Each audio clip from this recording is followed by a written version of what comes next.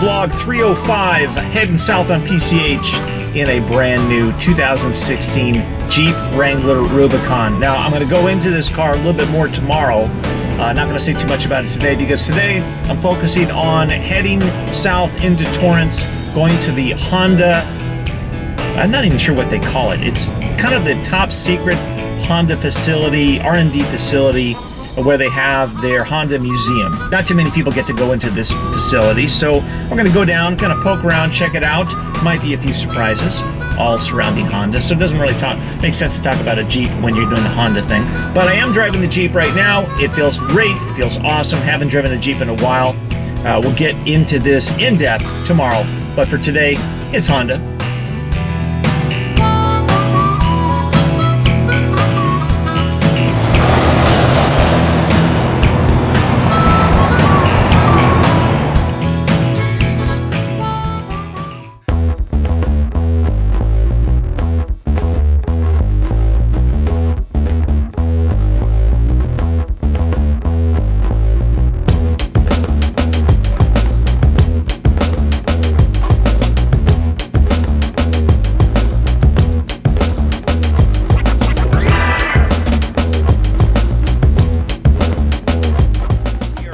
Top secret Honda museum. I'd say where it is, but we can't tell you this. This is Chris Martin from Honda.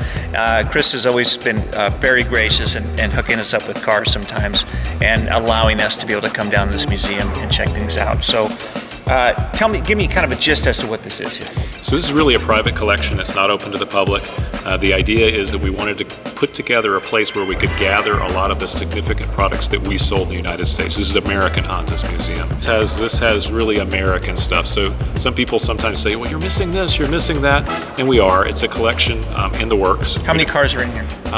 Gosh, I don't know the total number, but we have more than you see here in storage offsite. We just kind of rotate the collection a little bit to try to keep it fresh. So when people make comments to us, hey, you don't have an element yet in the museum, you know, we'll probably be looking for an element at some point. We'll be looking for the models that you might. So you actually talk to individual owners who might have these cars and then pick them up from them and restore them? It's a complicated process because when people find out that Honda wants to buy a car, then suddenly the price goes up.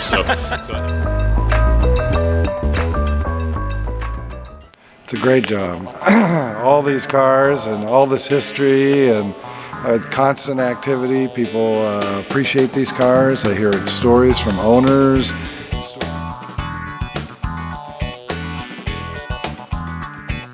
We started the museum because we had cars in different warehouses all over Los Angeles, around the headquarters, and we weren't celebrating the past. We were moving forward. We're a young company, still are. But it was felt that it was time to assemble them in one place and kind of give a little history of the milestones. And I think it's a solid company that's trying to serve the customers, do the right things. I've never been involved in anything that hasn't been decided for the benefit of the customer or the right thing to do.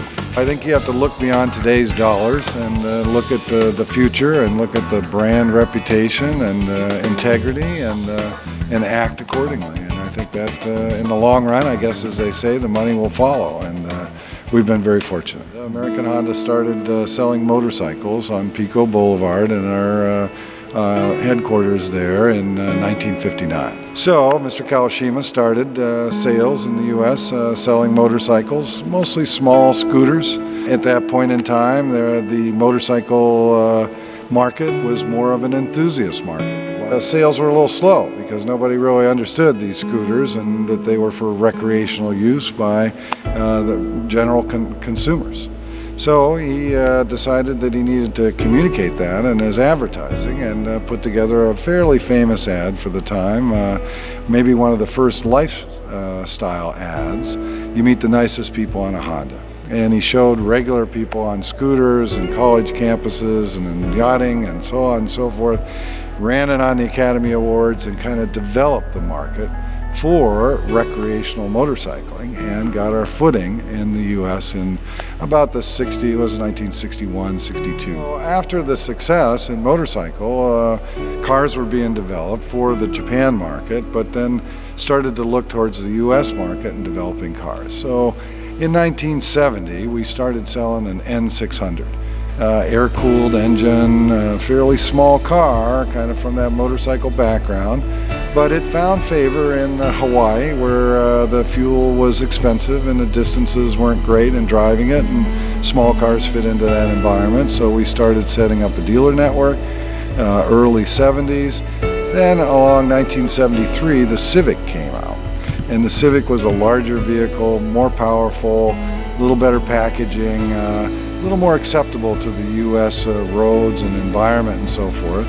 And during the 70s, there was a fuel crisis, and this got excellent mileage and really helped solidify Honda's car success in the marketplace. Honda, as it started into the 80s, the Accord was a very popular car by that point in time, as was the Civic. That same year, March 27th, 1986, we introduced the Acura division. So we decided that we needed to develop more luxurious and performance cars because the Accord customer was moving to a more performance and luxury-oriented car. All through the late 80s and so forth, Honda was doing very well, Acura division was doing very well, and in 1991 we introduced the NSX, a mid-engine sports car, first aluminum manufactured body of any vehicle, and quite an engineering coup for Acura. It was a very reliable, exotic vehicle, which not all of them were that reliable at that point in time.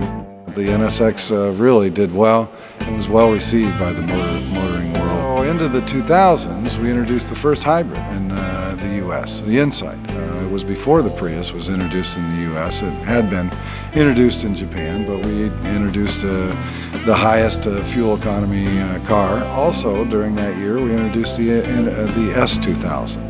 Two-seater sports car, rear-wheel drive, VTEC, high-revving engine, great sports car, celebrating some sports cars from the past. We introduced our minivan, Odyssey, and that was a market that was somewhat untapped, but providing the durability and quality that Honda could, and some of the innovative packaging that the Odyssey had, it became a great success. So, I mean, Honda as a brand is doing very, very well. What we've always been focused on is retail sales and retail satisfaction. So one customer at a time, bringing them in the dealership, treating them right through the whole ownership experience, giving them the vehicle that they want, that they can love, that they can enjoy through that entire process. So in 4 major segments in the U.S. right now, we're leading in retail sales. Accord is the #1 retail selling car in America. But also, looking at the customer and at society as a whole, we've seen ourselves as a mobility company from the very beginning. One of the first things that Mr. Honda did when he started the company was he was strapping motors onto bicycles to help people move around in post-war Japan. And since then, he's evolved that concept of helping people move into multiple products. But before he passed away, he saw us launch the automotive products. He had dreams about airplanes, and now we're building the Honda Jet. We delivered our first Honda Jet last year. We have mobility assistance devices that help people walk. We're looking at all aspects of human mobility because moving around, motion is life. It's what keeps people alive, connected with their world, and happy.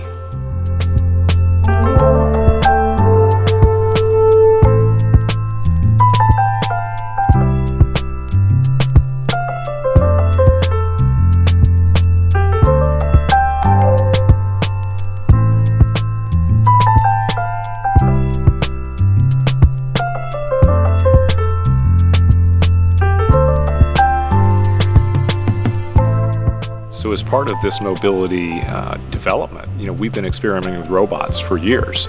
In Japan, it's of particular interest because they have an aging population. People aren't having as many children, so the older people don't have people to take care of them. So we've been looking at options for developing robots that could be perhaps in the future in a home to help somebody who needs assistance, whether they're old or disabled or whatever else. And that's the Asimo program. I think a lot of people have seen Asimo.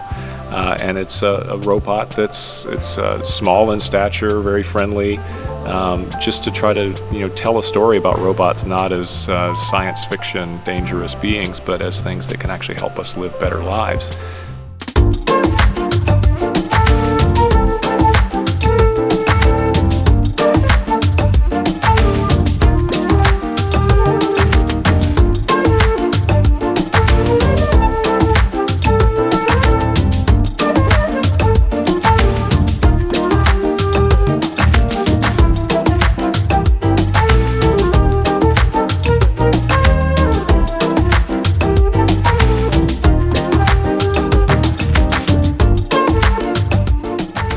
certainly in the future, personal mobility is going to expand beyond what we currently envision as the road network and everything else. And we're working on connected cars that connect not only to your internet service and everything else that you want to know in your life, but connect to other cars.